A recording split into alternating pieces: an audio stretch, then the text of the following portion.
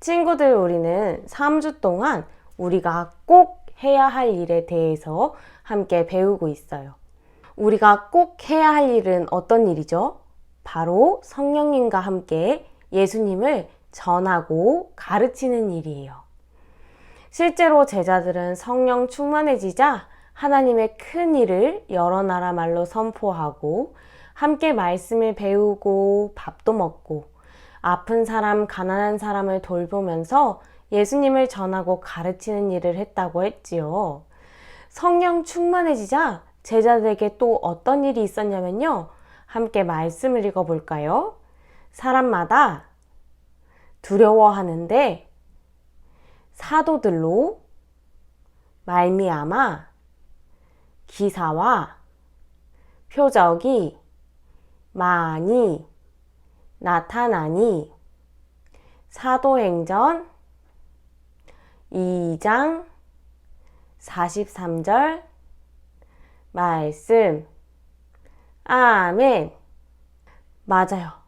사람들이 성령 충만해지자 사도들로 인한 기사와 표적이 많이 나타났대요. 신기한 일들이 아주 많이 일어났다라는 거예요. 오늘은 그 일들 중에 하나를 살펴보려고 해요. 그날은 어느 때처럼 하나님의 말씀을 따라 저녁 제사를 드리고 사람들이 기도하러 성전에 모이고 있을 때였어요. 베드로와 요한도 기도하러 성전에 올라가고 있었죠. 그런데 어떤 사람들이 한 사람을 이렇게 메고 와서 성전 미문에 내려놓았어요. 그 사람은 바로 40살쯤 되는 사람이었는데요. 태어날 때부터 장애가 있어서 걷지 못하는 사람이었어요. 이 사람들은 다리를 걸을 수 없었기 때문에 다른 사람들이 하는 일을 하면서 돈을 벌 수 없었지요. 그래서 사람들의 도움을 받기 위해서 성전 미문에 와서 구걸하면서 살아가고 있었어요. 이 사람이 오늘 성전에 들어가려 하던 베드로와 요한을 보고 외쳤어요. 선생님, 하나님의 궁율처럼 저에게 자비를 베풀어 주세요. 나에게 근과 음은 없습니다. 그러나 나에게 있는 것을 당신에게 줄게요. 나사렛 예수 그리스도의 이름으로 일어나 걸으세요. 베드로는 이렇게 구걸하는 사람을 향해 말하고 그 사람의 오른손을 잡아 일으켰어요. 어떤 일이 일어났을까요? 이 사람의 발과 발목에 힘이 생겼대요. 힘이 생기니까 처음에는 우뚝 서고 그 다음엔 걷고 심지어 뛰기까지 했다고 성경에 기록되어 있어요. 우리 친구들, 지금 화면에 보이는 이 사진을 보세요. 한 사람의 다리가 있죠? 그런데 왼쪽 다리를 한번 보고 오른쪽 다리도 한번 볼까요? 한 사람의 다리인데 똑같아 보이나요? 아니요. 조금 달라 보이죠? 왜 그럴까요? 이 사람은 오른쪽 다리를 다쳐서 깁스를 했대요. 그리고 이제 다 나아서 깁스를 풀었어요. 그랬더니 어떻게 됐을까요? 깁스를 했던 다리가 사용하지 않으니까 근육이 모두 빠져서 힘없이 말라 있어요.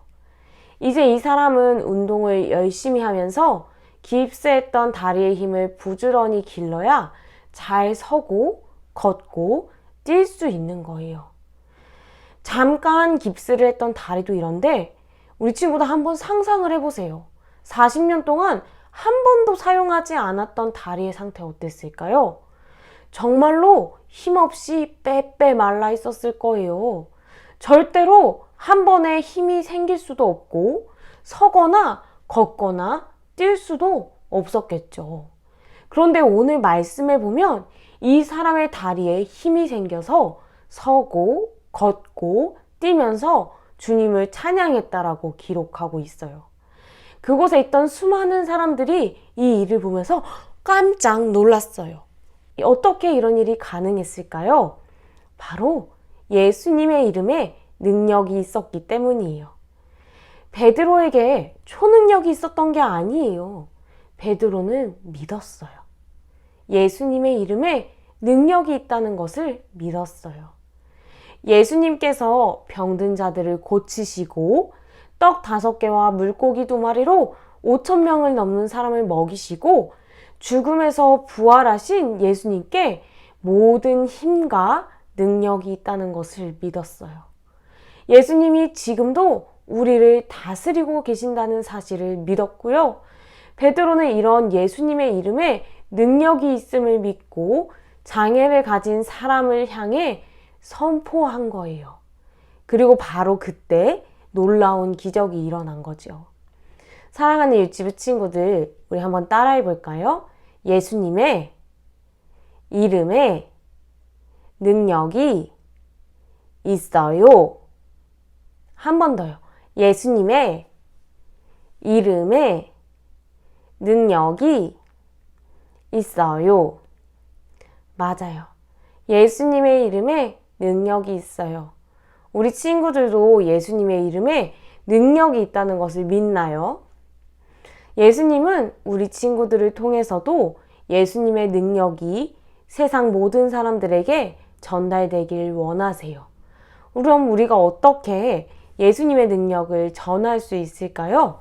바로 기도하는 거예요.